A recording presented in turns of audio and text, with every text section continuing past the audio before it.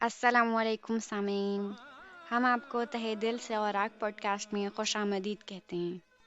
میرا نام ورک ہے اور میں آپ کی میزبان ہوں۔ آج کا موضوع ہے ہمارا اردو سے بکھرتا ہوا تعلق۔ اس پر بات کرنے کے لیے آج ہمارے ساتھ ایک مہمان موجود ہیں، تو آئیے ہم گفتگو کا آغاز کرتے ہیں۔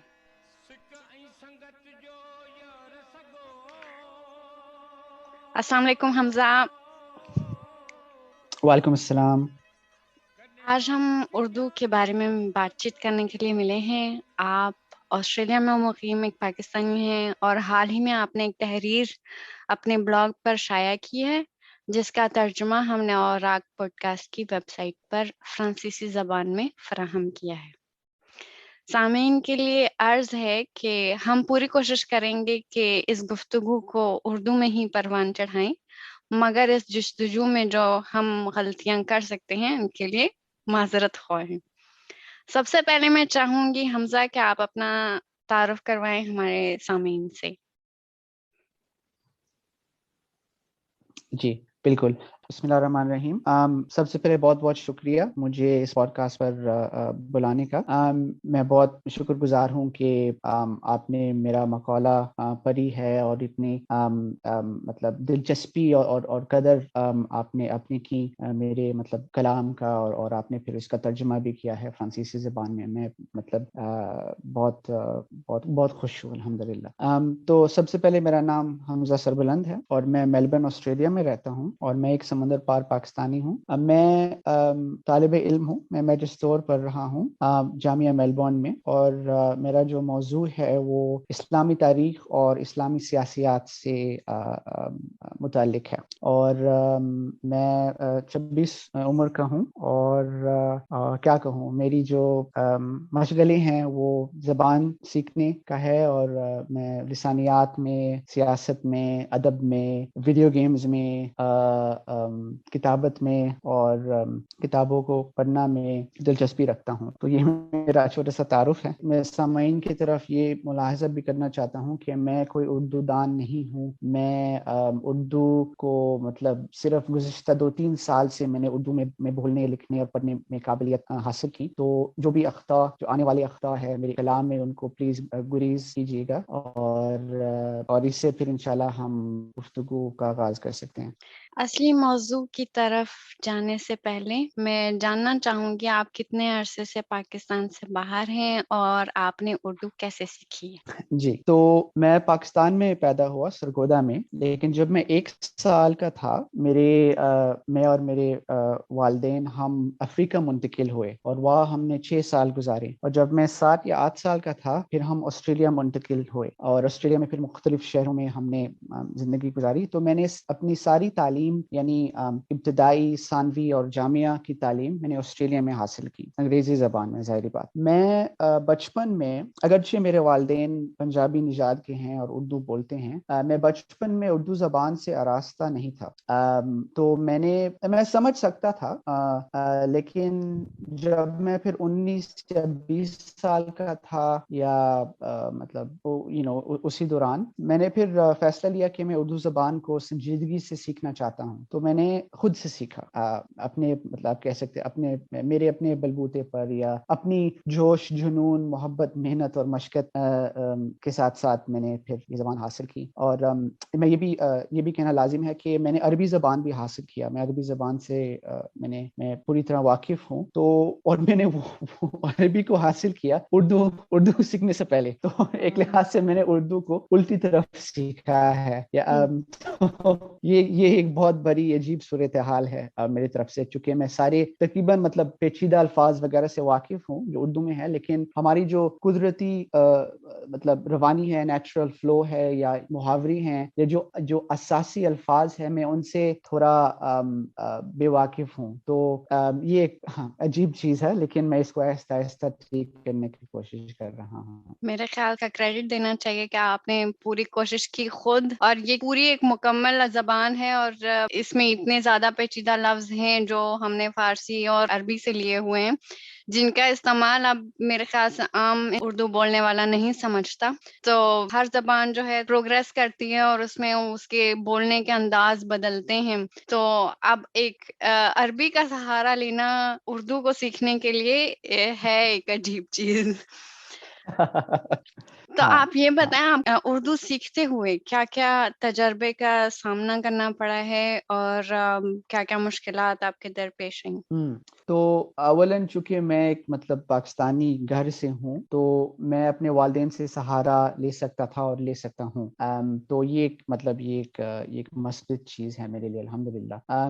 لیکن ایک بہت افسوسناک چیز جو میں نے سامنا کیا تھا اور وہ یہ ہے کہ ہماری ثقافت میں ایک بد روایت ہے کہ ہم لوگ کے مذاق بڑے اڑاتے ہیں اور اس لحاظ سے بری ہے چونکہ ہم اکثر کمزور لوگ کے مذاق اڑاتے ہیں. مطلب تو جو بندہ جو مثلاً زبان میں کمزور ہے یا اردو نہیں جانتے ہیں یا سیکھ رہے ہیں، یہ بڑی عام چیز ہے، رائج چیز ہے کہ ان کا مذاق اڑایا جائے. اور یہ بہت حوصلہ شکنی والی چیز ہے کہ بھائی میں کیوں سیکھوں اگر یہ لوگ میرے مذاق اڑا رہے ہیں. تو میں نے اس چیز کو سامنا کیا اور پار بھی کیا، لیکن میں دیکھ سکتا ہوں کہ میرے جو ساتھ والی ہیں ہم عمر ہے، یہ ان کے لیے ایک دیوار ہے، یہ ایک سد ہے یا ایک بیریئر ہے ان کے لیے کہ وہ پھر ان کی دلچسپی ختم ہو جاتی ہیں یا وہ زبان سے دور چلے جاتے ہیں اور ثقافت سے دور چلے جاتے ہیں. تو میں اس چیز کا ملاحظہ کرنا چاہتا ہوں کہ یہ ایک اچھی چیز نہیں ہے. اور میں گزارش ہے جو بھی سامعین ہے کہ اگر آپ کبھی دیکھیں گے آپ کی زندگی میں کہ کوئی شخص دوسرے شخص کا مذاق اڑا رہے ہیں زبان کے لحاظ سے،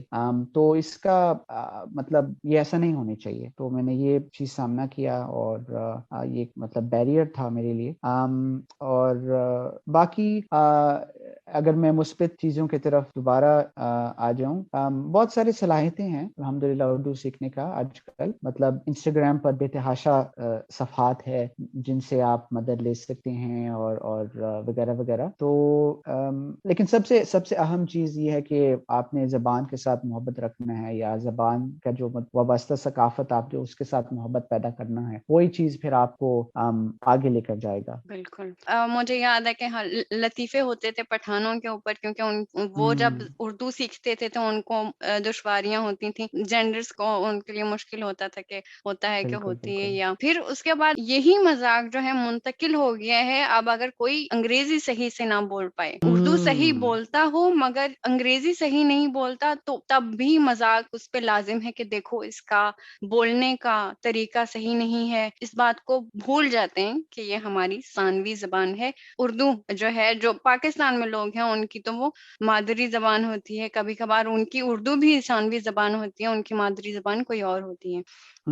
تو اس مذاق کو صحیح بات. بالکل نہیں کرنا چاہیے، اس کے اوپر کام کرنا چاہیے. اور یہ کام ہی سے آہستہ آہستہ کاموں میں آتا ہے ڈفرنس، جو پھر آخر میں مثبت ثابت ہوتا ہے. صحیح. اور میں ایک ملاحظہ کرنا چاہتا ہوں کہ اولاً آپ نے بہت اچھا نقطہ اٹھائی کہ ابھی ہم جو لوگ جو انگریزی میں کمزور ہیں ہم ان کے مذاق اڑاتے ہیں، لیکن وہ لوگ جو پٹھان کے مذاق اڑاتے ہیں میں ان سے پوچھنا چاہتا ہوں کہ بھائی تو نے کبھی پشتون سیکھنے کی کوشش کیا؟ تمہارا کیا اوقات ہے کہ آپ کسی دوسرا شخص کا مذاق اڑائیں اس لحاظ سے؟ تو just something to think about. بالکل، کہ جب آپ مختلف زبانیں سیکھنے کی کوشش کرتے ہیں تو آپ کو یہ بھی سمجھ آتی ہے کہ زبان سیکھنا، اس پہ عبور کرنا مشکل ہے. آپ اس کی بیسک سمجھ بھی جائیں، پھر بھی یہ زبان کی تعلیم جو ہے کبھی بھی رکتی نہیں ہے. آپ اس کو بہتر سے بہترین کرتے جا سکتے ہیں. بالکل. میرے جو عربی کا استاد تھے انہوں نے کہا کہ حمزہ دیکھیں عربی صرف مشکل ہے پہلا 10 سال کے لیے. میں نے کہا ٹھیک ہے واہ. استاد. آپ کا شکریہ. پتہ نہیں اگر میرا حوصلہ مطلب افزائی ہوئی یا شکن ہوئی اس سے، لیکن ٹھیک ہے. جی، کسی بھی کام کو اگر دل لگا کے آپ کرنا چاہتے اس کے لیے وقت درکار ہے، تبھی آپ ماہر ہوں گے. لیکن اس کے جو عبور کرنے سے اس کے جو تحفے جو ملتے ہیں، وہ جو نتائج جو آتے ہیں، وہ ان پر قیمتی نہیں لگائے جا سکتے ہیں. بالکل، وہ وہ تو اصل حوصلہ افزائی ہے. ہاں صحیح. آپ کے مضمون کا نام ہے میکالے کے بچے، ہم اور زبان اردو. آپ وضاحت کریں گے میکالے کون ہے اور اس کی اولاد ہونے کا کیا مطلب ہے؟ جی، تو تو टॉमस मकॉली 19वीं सदी के बीचों बीच में एक ब्रितानवी इस्तेमारी हाकिम था, कॉलोनियल एडमिनिस्ट्रेटर था, और अंग्रेजी ज़बान बर सगीर पर गलबा होने का असल जिम्मेदार वो है। मकॉली ने वो मतलब फैसला लिया कि फारसी ज़बान को मिटाना चाहिए और अंग्रेजी ज़बान मरकजी होनी चाहिए। तो सारा जो क्रेडिट है आप कह सकते हैं मकॉली की तरफ जाते हैं। दरअसल इस्तेमार बहुत सारे मतलब पेचीदा तगय्युरात और तब्दीलियां का नाम है। तो इनको समझने के लिए हम कभी कभार एक उस पर एक चेहरा लगाना मुनासिब है। तो हम कहते हैं कि भाई इस्तेमार ये चीज़ था, वो चीज़ था, बुरा था, ये वो, लेकिन जब हम मसलन एक चेहरा लगा सकते हैं इस प्रोसेस पर, तो इसको समझने में फिर आसानियां मतलब आ जाएंगे। तो बहरहाल मकॉली मतलब वो उनकी रोयत, उनका विजन अभी भी सह रहे हैं, आप कह सकते हैं। बिल्कुल। और मकॉली की औलाद होना का मतलब ये है कि दरअसल हम सब मकॉली की औलाद हैं, लेकिन मैंने ये मुहावरा कहीं देखा और मुझे बहुत बहुत अच्छा लगा, चूंकि हम अंग्रेजी को बरतर समझते हैं। अगर आप अंग्रेजी नहीं बोलते हैं तो आपको मतलब बुरा माने जाते हैं, लेकिन मैं इसका फिर उल्टा मैं इसको उलझाना चाहता हूँ। मैं चाहता हूँ कि हमारे थोड़ा अंग्रेजी के खिलाफ थोड़ा बेजारी पैदा होनी चाहिए। अगर आप इसको if I can say that, तो मकॉली के बच्चे फिर इट्स एक लिहाज से एक मजाक है या एक डेरोगेटरी टर्म है, लेकिन इसका मतलब ये है कि वो शख्स मकॉली का बच्चा होगा जो अपनी सारी तालीम अंग्रेजी ज़बान में हासिल करेगा, राइट। तो इब्तदाई सतह से लेकर जामिया तक और आगे अंग्रेजी में होगा। और मकॉली का बच्चा वो है जो अंग्रेजी ज़बान में ताबीर करना, बोलना, लिखना, सोचना में ज्यादा आरामदेह होते हैं अपनी मादरी या मकामी ज़बान से। तो जब आप ऐसे हो तो फिर आप कौन हो, है ना, ये एक सवाल बिल्कुल। है। और मैं एक तशबीह देना चाहता हूँ। मैंने गुज़िश्ता साल मैंने लियो टोल्स्टॉय की किताब जंगो अमन पढ़ा था। जैसे हम सब जानते हैं टोल्स्टॉय 19वीं सदी के अवाखिर में एक बहुत अजीम और गहरा अदीब थे। तो उनकी किताब में, और वो 19वीं सदी की अवाइल का मतलब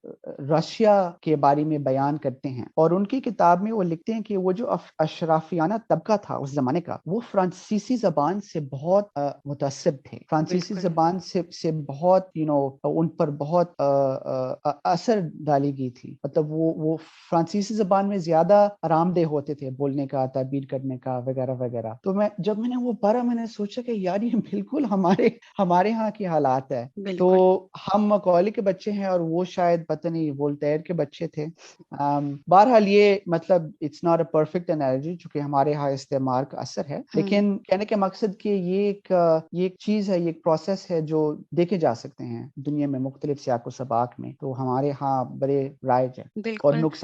नुकसानदाह है। बिल्कुल। हम्म, हम्म, हम्म, आपकी तहरीर में बहुत सारी उर्दू को दरपेश जो दुश्वारियां हैं उन पर रोशनी डाली गई है। मैं जानना चाहूंगी इस तहरीर के पीछे आपकी तहरीक, आपकी वजह जो है वो क्या है? जी, जब आपको किसी शख्स से प्यार हो या जब आपको किसी चीज से मोहब्बत है, तो आप उस शख्स या उस चीज का कदर करेंगे ना। आपका हमदर्दी और फिक्र और तवज्जो, लगाव, मोहब्बत उसी चीज के साथ लगा हुआ होगा या बिल्कुल। लगी हुई होगी। तो उसी तरह मुझे उर्दू जबान से प्यार है, मोहब्बत है, और मैं देख सकता हूँ कि ये जबान एक मजरूह हालत में है, एक वुंडेड स्टेट में है, और हम इस चीज का मुलाहिजा लेने चाहिए और फिर अमल भी करने चाहिए इस चीज पर। लेकिन मैं सिर्फ उर्दू की मजरूह हालत पर बेदार हुआ जब मैंने अरबी जबान हासिल की। चूंकि वो अरबी जबान हासिल करते वक्त मैं फिर जॉर्डन में रहा 1 साल के लिए, और फिर मैंने देखा कि जिस तरह वो लोग अपनी जबान का कदर करते हैं और जिस तरह वो अपनी जबान को हर दुनिया के हर मजाल में इस्तेमाल करते हैं बगैर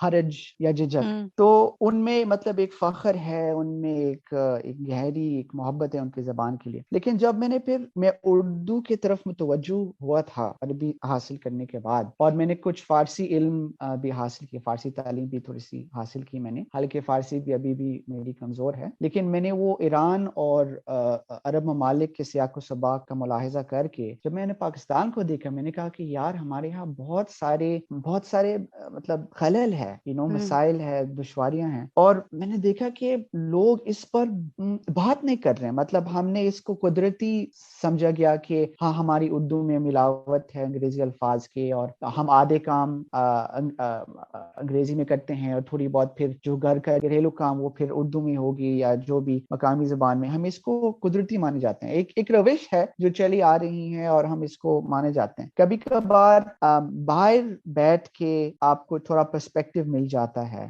تو میں مطلب میں ایروگنٹ یا میں مطلب متکبر نہیں ہونا چاہتا ہوں کہ میں بہتر جانتا ہوں پاکستان کے اندر رہنے والوں سے، لیکن میں پر یقین ہوں اس چیز پر کہ جو بات ہم کرنی چاہیے اس موضوع پر وہ پاکستان میں نہیں ہو رہا ہے، اور اس کا کئی وجوہات ہے، اقتصادی وجوہات ہے، سیاسی وجوہات ہے، جو بھی. لیکن میں نے اس بنا پر یہ مقالہ لکھا، اور یہ مقالہ میری اپنی مطلب سالوں مطلب پریشانیاں اور سوچ اور شکایتیں اور گفتگو وغیرہ یہ سب کچھ کا نچوڑ ہے. تو یہ ہے، لیکن اس کے پیچھے ایک گہری چیز ہے. یہ صرف یہ نہیں ہے کہ بھائی ہم انگریزی الفاظ استعمال کر رہے ہیں اور یہ نہیں کرنی چاہیے، یہ نہیں ہے. زبان کا استعمال کبھی غیر جانبدار نہیں ہوتا ہے. زبان ہمیشہ کسی تہذیب یا تاریخ سے وابستہ ہوتی ہے. تو میری اپنی ایک ذاتی تنقید ہے، پریشانی ہے مغربی جدیدیت اور عالمگیری سے، یعنی globalisation and modernity, western modernity and globalisation. اور میں سمجھتا ہوں کہ انگریزی زبان ان دو چیزوں کا ایک اعلیٰ انتشار ہے ان کے لیے. تو میں سمجھتا ہوں کہ اردو بولنا یا عربی بولنا یا جو بھی اپنی مقامی زبان ہے، یہ دراصل ایک استعمار مخالف عمل ہے. اپنی زبان کو اپنانا اور ہر مجال میں پختہ طور پر اس کو استعمال کرنا، یہ استعمار مخالف عمل ہے. تو یہ میری مطلب میرا مقالہ کا مطلب پس منظر ہے کہ ایک تہذیبی تنقید ہے یا ایک مزاحمت کا طریقہ ہے، مزاحمت کا طریقہ ہے، اور یہ مطلب اس کا پس منظر ہے اور تھوڑا گہری ہے. انشاءاللہ کبھی کسی دن ہم اس کی تفصیل میں جا سکتے ہیں، لیکن یہ ہے. ٹھیک. میں نے تھوڑی سی تحقیق کی تھی جب میں نے پڑھا میکالے کے بچے، کیونکہ یہ محاورہ میں نے پہلی بار پڑھا تھا، اور کافی مواد موجود ہے اس کے اوپر اور میکولزم کے اوپر. نہ صرف کہ پاکستان نے اس کی وجہ سے دشواریاں کا سامنا کیا ہے، مگر جو ہندوستان کا حصہ ہے جو اردو میں تعلیم حاصل کرتا تھا، اس نے بھی اس سے بہت نقصان جو ہے برداشت کیے. اور آپ کی ایک بات تھی، آپ کہہ رہے تھے کہ باہر نکل کے آپ پوری پکچر کو دیکھ سکتے ہیں تو شاید پھر سمجھنا تھوڑا سا آسان ہو جاتا ہے، یا پھر آپ جب دوسرے لوگوں سے ملتے ہیں، ان کے طور طریقے دیکھتے ہیں تو ان سے پھر آپ کہتے ہیں کہ جو میں نے اچھی چیزیں ان سے حاصل کی ہیں کیوں نہ میں اپنی زبان پہ یعنی وہی جس سے آپ کا لگاؤ ہوتا ہے، آپ کہتے ہیں کہ آپ اس کو بھی اسی چیز سے مانوس کروائیں تاکہ وہ بھی اس سے فائدہ حاصل کر سکیں. اس بات سے میں متفق ہوں. اور جب آپ مثلا جیسے میں نے کہا کہ جب آپ عرب اور فارس کا سیاق و سباق کے ساتھ موازنہ کریں، کمپیریزن کریں، تو فرق بہت ظاہر ہوگا. اور مطلب ہم ان سے کوئی کمتر مخلوق نہیں ہے. ظاہری بات ان پر استعمار کی اتنی گہری مطلب اثر نہیں ہوئی جو ہم پر ہوئی، لیکن ہم ان سے بہت کچھ سیکھ سکتے ہیں. تو یہ ہمیشہ نہیں ہے کہ ہم مغرب سے موازنہ کریں، کبھی کبھار ہم اپنے بھائیوں سے بھی موازنہ کرنے چاہیے. بالکل. اس میں بس بات یہ کرنی چاہیے کہ وہ عرب لوگ جو یعنی اس خطے سے تعلق رکھتے ہیں، کیونکہ پھر وہ عرب لوگ ہیں جو جس طرح سے الجزائر میں ہیں، مغرب میں ہیں، تونیزیا میں ہیں، ان کے اوپر بھی جس طرح سے فرانسیسی استعمار کا بہت بڑا ہاتھ ہے. ان کی جب عربی میں دیکھتی ہوں فرانس میں، تو مجھے لگتا ہے کہ شاید حالت عربی کی بھی وہی ہے. اسی طرح سے عربی زبان بھی مجروح ہے، جس طرح سے اردو کا ہم بتنگڑ بنا رہے ہیں، کھچڑی بنا رہے ہوتے ہیں، اسی طرح سے عربی بھی اسی کا شکار ہے. ہاں نہیں، آپ نے بہت اچھا ملاحظہ کی، بلکہ میں بھول گیا تھا کہ تونسیا اور الجیریا میں استعمار ہوئی تھی اور بہت بری طرح ہوئی تھی. یہ جو مسئلہ جو آپ نے ابھی سامنے پیش کی کہ ان کی عربی بھی تھوڑی کمزور ہے، وہ پھر ایک عام مسئلہ ہے جدیدیت کا. بالکل. لیکن عربی زبان پھر بھی کچھ قوت حیات رکھتی ہیں اور اس میں کچھ وائٹیلٹی ابھی بھی ہے. بالکل. اردو بیرون ملک سستی پڑتی جا رہی ہے، جس طرح سے ہم نے پہلے بھی کہا، مقامی زبانیں اب آنے والی نسل کی پہلی زبان بن رہی ہیں، مگر کیوں پاکستانیوں کو پھر بھی اپنے بچوں کو اردو سے مانوس کرنا چاہیے؟ تو اگر ہم بیرونی ملک کا سیاق و سباق کے بارے میں بول رہے ہیں، یعنی ڈائسپورا کانٹیکسٹ پر، تو یہ ایک لحاظ سے ایک عجیب سوال ہے میرے لیے، کیونکہ میں پھر پوچھوں گا کہ آپ اردو زبان سے آپ کو بچوں کو مانوس کیوں نہیں کرنے چاہتے ہیں، ہے نا؟ مطلب آپ آخر کار پھر کون ہے؟ آپ کیا چاہتے ہو کہ آپ کے بچے کیا بنے، اور آپ کی جو شناخت کیا ہے، آپ کا مقام کیا ہے اس دنیا میں؟ میں یہ پھر جواباً میں پھر یہ سوالات عرض کروں گا۔ میں کہوں گا کہ اردو سے مطلب مانوس ہونی چاہیے، چونکہ یہ اپنی تاریخ اور وراثت اور شناخت اور مطلب یہ سب کچھ کا اہم حصہ ہے، تو کیا آپ ہم اس کو ہونے دیں گے؟ یہ بھی ہے کہ اردو زبان جو ہے وہ بر صغیر کا سب سے اہم زبانوں میں سے ایک ہے، اور خصوصاً مسلمانوں کے لیے، اور ہمیں اس پر فخر رکھنی چاہیے۔ مطلب بے تحاشا خزانوں بھرے ہوئے ہیں اردو ادب کے، اور جس میں مطلب حکمت ہیں، حکایتیں ہیں، شاعری ہے، نثر ہے، سب کچھ ہے جو اردو زبان میں ہے، اور اگر ہم اس زبان سے مانوس یا واقف نہیں ہوں گے تو یہ سب کچھ ہم سے کھو جائے گا، جس طرح ہم سے فارسی چھین لی گئی تھی، ہے نا؟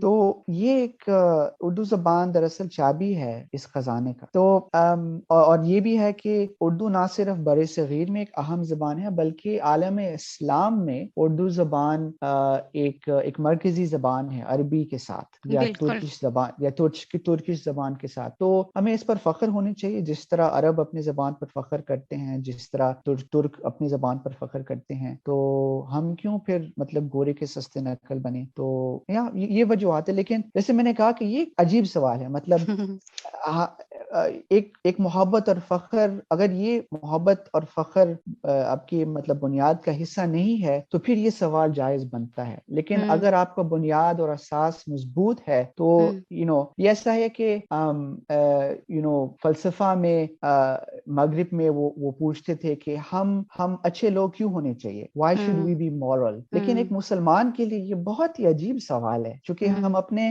دنیا میں ہم اپنا مقام جانتے ہیں، ہمارے اپنے ہم اپنی تاریخ سے وابستہ ہے، اور ہم اپنی جو وجودیاتی سمجھ ہے وہ مضبوط ہے، we understand ourselves existentially۔ تو جب وہ سب کچھ صحیح ہے تو پھر یہ سوال میرا خیال اہم نہیں رہے گا۔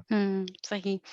اصل میں اس کا پس منظر سوال کا وہ یہ ہے کہ فرض کریں کہ دوسری نسل آ گئی ہے فرانس میں، پہلی نسل نے کی اپنی زبان، اس کو بولا، ان کو فرانسیسی اتنی زیادہ اچھی طریقے سے نہیں آتی تھی۔ اب یہ جو دوسری نسل ہے یہ بڑی یہاں پر ہوئی ہے، اس نے اپنی ثانوی تعلیم یہاں پہ حاصل کی ہے، تو وہ سمجھتے ہیں کہ وہ اچھی پرورش کر سکتے ہیں، یا کلیئر نہیں تھا یہ میرا کوشچن؟ نہیں، میں سوال بالکل واضح تھا، لیکن پھر میں ایک دوسری جانب سے جواب دینا چاہتا تھا، اور یہ جو حالات جو آپ نے بیان کی یہ آسٹریلیا میں بھی ہے، یہ ایکچولی ڈائسپورا میں ہونے کا یہ قدرتی نتیجہ ہے۔ تو ہم نے بحیثیت ڈائسپورا ہم نے یہ فیصلہ لینا ہے فرانس میں یا آسٹریلیا میں یا جہاں پر بھی، کہ یہ ہو رہا ہے، اگلی نسل مطلب اردو سے دور چلی جا رہی ہے، ہم اس پر کیا کریں گے؟ اور اجتماعی طور پر ہم کچھ پہل لینے چاہیے، مثلاً کوئی تعلیم گاہ بنائے، کوئی اچھا سا پروگرام بنائے، اردو کو چمکدار بنائے نئی نسل کے لیے، تو یہ چیزیں ہونی چاہیے۔ یہ انفرادی طور پر پھر کام نہیں ہوگا، یہ زبان پھر چلے جائے گی ہم سے۔ تو یہ میرا ایک مطلب چھوٹی سی ایک خیال ہے یا نکتہ ہے۔ جی، اس کے اوپر میں مزید تھوڑا سا یہ کہنا چاہوں گی کہ میں سمجھتی ہوں کہ جس جگہ پر آپ رہائش پذیر ہوں وہاں کی زبان سیکھنا لازم ہے لوگوں کو سمجھنے کے لیے یا آگے مزید ترقی کرنے کے لیے، مگر اپنی زبان کو کسی لائق نہ سمجھنا درست نہیں ہے۔ ہر زبان، جس طرح سے آپ چابی کی مثال دے رہے تھے، میں ہر زبان کو ایک دروازے کا مقام حاصل ہے، جیسے کہ اردو ایک زبان ایک ایسا پل ہے جو دنیا کے کسی بھی خطے میں رہائش پذیر پاکستانیوں کو ملا سکتی ہے، جس کی وجہ سے ہم آج مخاطب ہیں۔ یہ زبان اپنی کمیونٹی میں بھی ہمیں بات کرنے سے تعلق قائم کرنے میں فائدہ مند ہو سکتی ہے. اردو سے شناسائی آپ کے لیے اردو ادب کے ذخیرے کے دروازے کھول سکتے ہیں، کیونکہ جو اصل اردو دان ہیں یا انہوں نے اپنے نظریات اسی زبان میں بیان کیے ہیں، اور وہ اس طرح سے ان کا ترجمہ کسی اور زبان میں نہیں کیا جا سکتا، اور کرنے والا بھی کون کیوں کرے کہ جب وہ اس زبان اس اصل زبان میں موجود ہیں، اس زبان کو اس قابل ٹھہراتے ہیں کہ وہ ان کی تنقید کو محفوظ کرے. اور ہم یہ جانتے ہیں آج کے صحیح اخبار تک رسائی جو ہے وہ بہت مشکل ہوتی جا رہی ہے. تو اگر ہمیں اردو زبان سے شناسائی ہو تو ہم پاکستانی اخبار پڑھ کے سمجھ سکتے ہیں کہ پاکستانی لوگوں کا نظریہ کیا ہے، جبکہ ہم یعنی کسی دوسری زبان سے، جس طرح سے یہاں پہ ہوتا ہے کوریہ انٹرنیشنل، جو پاکستان کے اوپر بھی آرٹیکلز جو ہے وہ شائع کر سکتا ہے، یا کوئی اور جس طرح سے مقامی اخبار ہے، وہ جو اس کی اصلی نوعیت ہے پاکستانی اخبار میں زیادہ اچھی طرح سے ملے گی. یہ بہت گہرا نقطہ ہے. میں ایک اور چھوٹی چیز عرض کرنا چاہتا ہوں کہ پاکستان کے اندر یہ بھی ہوا ہے کہ ایک طبقہ پھر انگریزی میں زیادہ آرام دہ ہوتے ہیں، اور جو غالباً لوگ ہے یا جو غالبیت ہے، میجورٹی لوگ ہے، وہ پھر اردو میں زیادہ آرام دہ ہوتے ہیں. تو جب بھی ایسا ہوتا ہے پھر اخبار بھی مختلف ہو جاتے ہیں، اور پھر مطلب گفتگو بھی الگ ہو جاتا ہے، اور یہ پھر بہت سارے مسئلے پیدا ہو جاتے ہیں اس چیز سے کہ آپ کا ایک اشرافیانہ طبقہ ہے جس کی شناخت کچھ اور ہے، اور آپ کا جو عوام ہے جن کی شناخت کچھ اور ہے، اور یہ پھر اس سے کوئی جمہوری ربوت مثلا نہیں بنے گی اس سے. بالکل، کیونکہ پھر جو مسئلے ہیں وہ ایک جیسے نہیں رہتے ہیں، ان کے مسئلے کچھ اور، عوام کے مسئلے کچھ اور. تو وہ جبکہ الیکشن میں جو ہے وہ بڑا اشرافیانہ طبقہ ہے وہ ہوگا، تو وہ کس طرح سے ان عوام کی ریپرزینٹیشن کرے گا اگر وہ ان کو سمجھتا ہی نہ ہو. بالکل بالکل بالکل صحیح. اور عوام کی آواز پھر کیسی پہنچائے گی ایک حقیقی طور پر کیسی مطلب مسئلے، ان کے مسئلے حل ہو جائیں گے. یہ ایک بہت بڑا مسئلہ ہے ہمارے ہاں. مثلاً ایکچولی آئی تھنک یہ انشاءاللہ ہم بات کریں گے اس پر اگلے سوال پر یا ایسا کچھ. ٹھیک ہے. آپ کا نظریہ ہے کہ ایرانی اور عربی زبان کے نوجوان جو ہیں ابھی بھی اپنی مادری زبانوں سے لگاؤ رکھتے ہیں اور اس کے استعمال میں جھجک نہیں محسوس کرتے، جبکہ پاکستانی اپنے باہمی ربوط کے لیے بھی انگریزی اور یا کسی اور زبان کا سہارا لیتے ہیں. اس کی کیا وجہ آپ بیان کر سکتے ہیں؟ اس کا وجہ بڑا سادہ ہے، وہ استعمار ہے. مطلب ہم پاکستان میں ہم اپنی پوری تعلیم انگریزی میں حاصل کرتے ہیں، تو ظاہری بات باہمی ربوط کے لیے ہم انگریزی استعمال کریں گے. لیکن ایران میں یا عرب میں ان کی پوری تعلیم جامعہ میں بھی، یعنی آپ طب یا ہندسہ پڑھ سکتے ہیں، یعنی میڈیسن یا انجینئرنگ عربی میں یا ایرانی زبان میں. مطلب وہ اپنے زبان مکمل سمجھتے ہیں، تو ظاہری بات وہ پھر اس زبان میں مطلب وہ بولیں گے. لیکن ہماری تعلیم انگریزی میں ہے، اور ہمارے جو بیسٹ اینڈ برائٹسٹ آپ کہہ سکتے ہیں، ہمارے سب سے ذہین لوگ، قابل لوگ، چونکہ وہ اچھے تعلیم گاہ میں پڑھنے چاہتے ہیں، اور اچھے تعلیم گاہ کون سے ہیں؟ وہ پھر انگریزی والوں کے ہیں نا، مطلب پرائیویٹ اسکول یا جو بھی، وہ اس کی طرف جاتے ہیں، اور پھر وہ ان کے ذہن ایسے بن جاتے ہیں. آپ اپنی تعلیم کا نتیجہ ہے، آپ اپنی تعلیم کا نچوڑ ہے. تو یہ ایک یہ بہت نیچرل کانسیکوینس ہے. تو ہم نے ہماری معاشرہ کی جو ساخت ہے اس میں ایک خلل ہے. there's a problem in our social structure that's producing and reproducing this. تو میرا خیال اس کا وجہ یہ ہے. اور ایک اور وجہ یہ ہے، ظاہری بات ہے، ہماری ہاں ایک بہت گہری احساس کمتری ہے استعمال کی وجہ سے. نہ ہم انگریزی صرف بولنے چاہتے ہیں، مگر ہم اس خاص امریکی لہجہ میں بھی بولنے چاہتے ہیں. تو یہ پستی ہے، لیکن ہم اس میں ضروری نہیں ہے کہ ہم اس میں رہیں، ہم آگے بڑھ سکتے ہیں اگر ہم چاہیں تو. بالکل. جس طرح سے میں اس میں مثال دینا چاہوں گی فرانس کے پریزیڈنٹ کی، کہ وہ جو ہے اس کی انگلش جو ہے، انگریزی بہت ہی خراب ہوتی ہے. آپ کسی بھی فرانسیسی کو انگریزی بولتا ہوا دیکھ لیں، خواہ وہ کسی درجے پہ بھی ہو، اس کی انگریزی میں فرانسیسی زبان کا اثر ہے. جس طرح سے وہ لفظ کی ادائیگی ہے، کوئی بولنے کا انداز ہے، حتیٰ کہ کسی آپ جملے کو بولتے ہیں تو اس میں کچھ محاورے ہیں جو انگریزی میں نہیں ہوتے. تو جب کوئی فرانسیسی بولے گا تو وہ اپنے محاورے کو ہی انگریزی میں منتقل کر رہا ہے، اور اس کا اس طرح سے وہ زبان جو ہے کوئی اور ہی زبان بن جاتی ہے. اور یعنی یہ بات قابل قبول ہے. ہم کیوں نہیں سمجھتے کہ ہم بھی اس قابل ہیں اور ہم اپنی زبان کو اتنی اہمیت دے سکتے ہیں کہ ہمیں ایک اور زبان پتہ ہے اور اس کا وزن ہے. یہ بھی جی دیکھیں کہ ہمارے ہاں جب ہمارے جو کرکٹ کے کھلاڑی ہیں وہ مثلاً محاسبہ دیتے وقت، انٹرویو دیتے وقت، اکثر وہ ہمارے جو کھلاڑی ہیں وہ کسی مطلب نیچے طبقے سے ہیں یا میانہ طبقہ سے ہیں، تو ان کی انگریزی کمزور رہتی ہیں، تو بالکل محاسبہ دیتے وقت وہ اردو میں بولتے ہیں یا کوئی ٹوٹی بوٹی انگریزی جو بھی ہے، اور ہم کہتے ہیں کہ یار اتنی بے شرمی کی بات ہے، وہ انگریزی صحیح طرح نہیں بول سکتے ہیں، بلا بلا بلا. یا بالکل مطلب اردو ان کا زبان ہے یا پنجابی ہے، تو اگر وہ اس میں بول رہے ہیں تو بولنے دیں، لائک کیا مسئلہ ہے. بالکل. تو اور یہ یہ کہ آپ ان سے اس زبان میں ان سے بات کریں جو جس پر ان کو عبور ہے.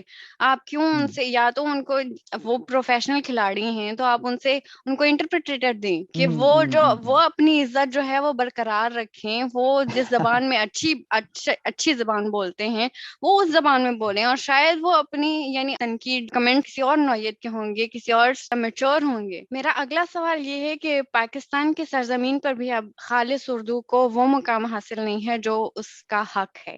آخرکار آپ کے لیے ایسا کیوں ہے؟ اچھا سوال ہے اور بڑا سوال ہے. جیسے ہم جانتے ہیں کہ اردو زبان کو سماجی اور معیشتی اہمیت نہیں ہے پاکستان میں، اور میں عمومی طور پر بات کر رہا ہوں. اگر آپ دیکھیں ہماری جو وکالت ہے یا سول سروس ہے، دیکھ میں سول سروس کا لفظ استعمال کر رہا ہوں، کیا ہم نے اردو میں کوئی لفظ ہم ڈھونڈ نہیں سکتے تھے اس کے لیے؟ ہماری جو بالکل. وکالت ہے یا فوج یا سول سروس یا اکیڈیمیا، یہ سب انگریزی میں ہیں. تو اور یہ پھر ترقی پذیر نوکریاں ان میں ہوتے ہیں. تو اردو زبان حاصل کرنا، سیکھنا، خالص اردو بولنا، اس کا ایکچولی افسوس سے کہنے پر فائدہ نہیں ہے، اور یہ بہت بہت بہت مطلب یہ بہت افسوسناک، المناک چیز ہے. تو اسی لیے ہے نا، تو سماجی اہمیت نہیں ہے، اقتصادی اہمیت نہیں ہے. اور میرے دل کو اتنا برا لگ رہا ہے اس پر، لیکن یہ ایک تلخ حقیقت ہے. تو اس کو پھر مطلب ٹھیک کرنے کے لیے ہم نے اس کو یہ ملحوظ خاطر رکھنا ہے کہ زبان صرف زندہ رہے گی یا بڑھے گی جب اس کی سماجی اور اقتصادی اہمیت ہوگی یا اہمیت سے تعلق ہو جائے گی.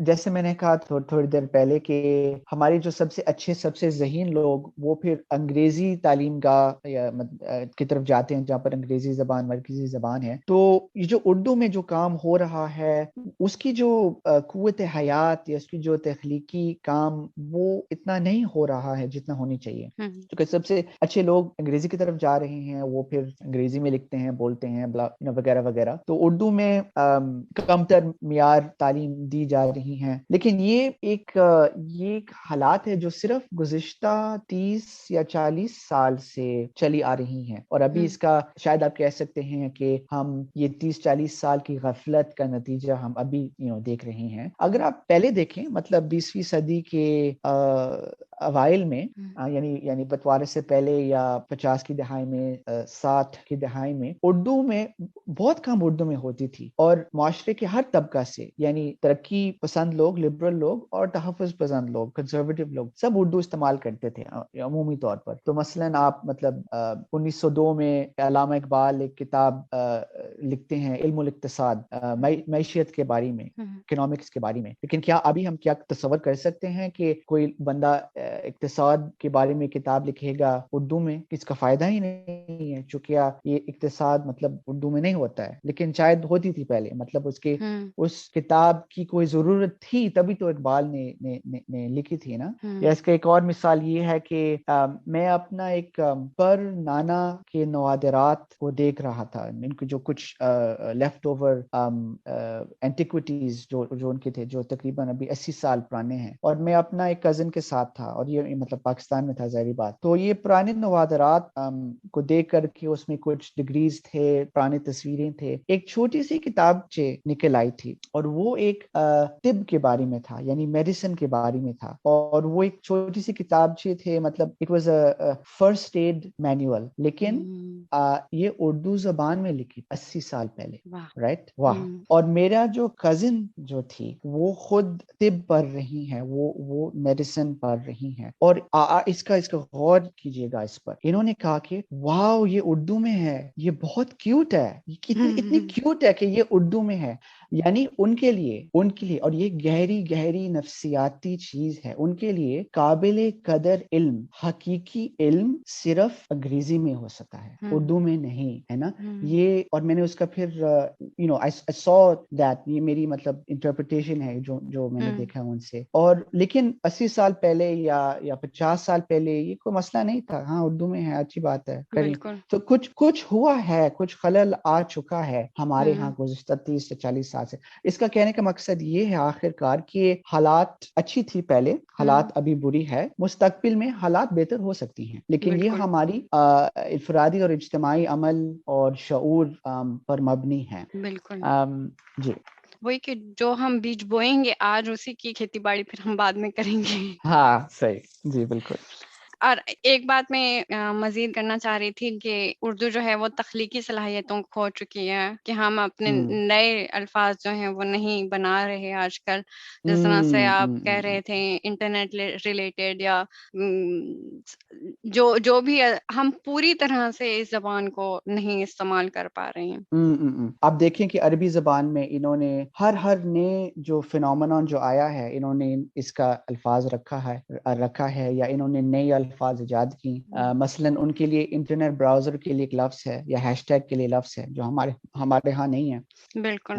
لیکن ہو سکتے ہیں, اور ایرانی والوں نے بھی ایسا کچھ کیا ہے. تو ہم حرف نقلی پر محتاج ہے, یعنی ٹرانسلیٹریشن پر محتاج ہے, لیکن ہم ترجمہ ضرور کرنی چاہیے, یا ہم نئے الفاظ تخلیقی صلاحیت مطلب رکھنی چاہیے.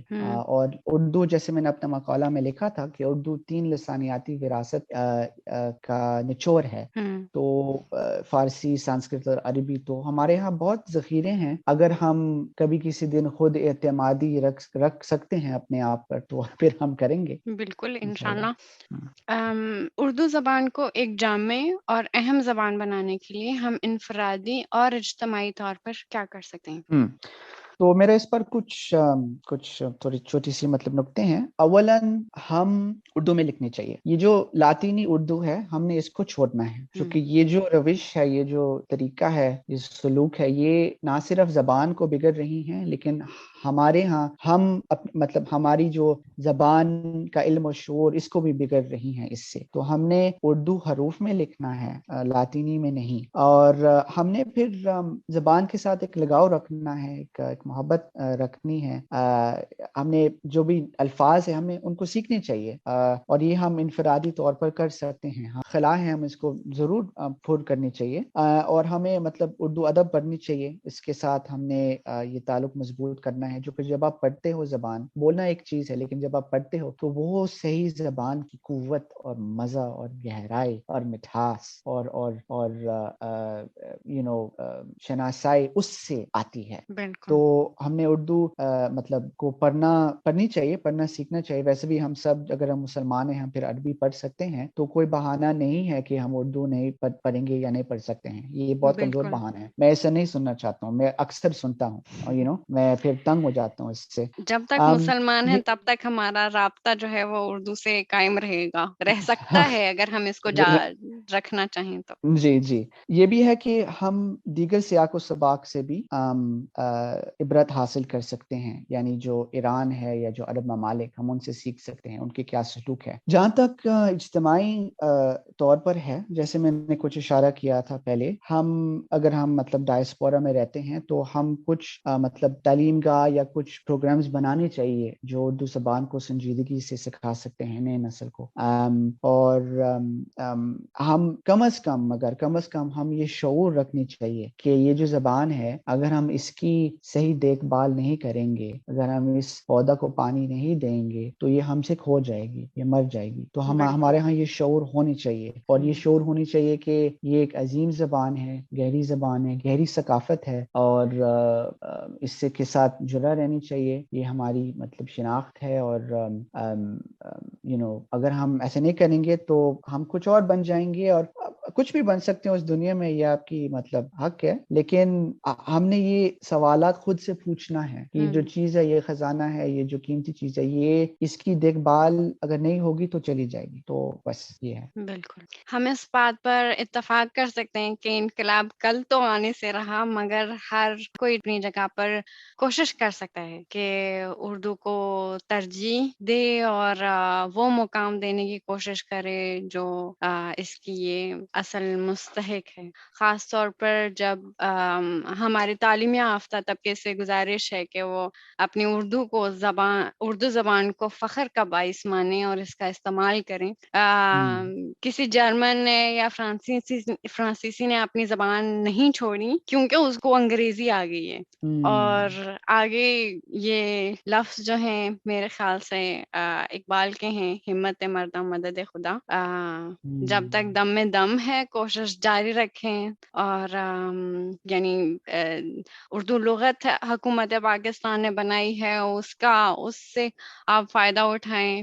جو بھی انٹرنیٹ پہ مواد اب بہت زیادہ ہو گیا ہے، اس سے فائدہ اٹھائیں اور اردو سیکھنے کی کوشش کریں، اردو کو منتقل کرنے کی کوشش کریں. اور اس کے ساتھ ہم سامعین کے بہت شکر گزار ہیں کہ انہوں نے اس پوڈ کاسٹ کو سنا. حمزہ، ہم آپ کے بہت شکر گزار ہیں کیونکہ آپ نے باوجود اس کے کہ آپ سفر میں ہیں پوڈ کاسٹ میں شریک ہوئے. اور سامعین کو میں یہ بتاتی چلوں کہ آپ کی یہ تحریر جس کے اوپر ہماری گفتگو ہوئی اور باقی مضامین آپ کے بلاگ پر دستیاب ہیں، جس کا ایڈریس ہے سربلند SURBULAND.blogspot.com. سامعین، مزید بات اور گفتگو کے لیے دوبارہ ملیں گے. اگر آپ اس گفتگو سے متاثر ہوئے ہیں تو ہماری درخواست ہے کہ آپ اس کو اپنے دوستوں اور عزیز و اقارب کو بھی بھیجیں. اپنا خیال رکھیں. شکریہ بہت بہت حمزہ. فی جی امان بہت اللہ. شکریہ. فی امان اللہ.